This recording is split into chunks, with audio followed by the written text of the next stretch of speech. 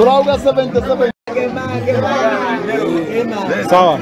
Kwa mara nyingi tumeona ya kwamba wazee wamebaki manyumbani peke yao.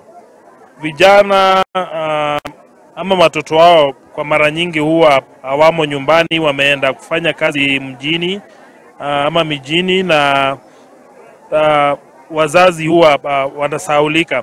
Kwa hivyo tumesema kwa msimu huu ni vizuri tuwakumbuke na tuonyeshe jamii yote kwa jumla ya kwamba wazazi ama wazee ni watu wa maana katika jamii letu.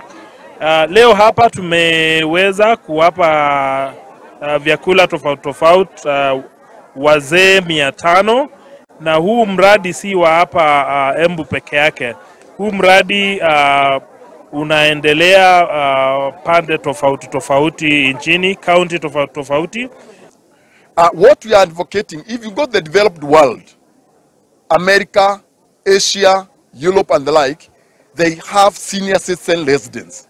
Those are areas where the old people are taken care of. Wanahudumiwa na serikali, wanahudumiwa na watu ambao wako wachanga kushinda wale. So kwa hivyo vile ningeomba Kenya mzima, kwa jamii zote, kabila zote, madhehebu zote, makanisa na hata mosques, tuone ya kuwa tumehudumia wale ambao wamezeeka katika jamii zetu.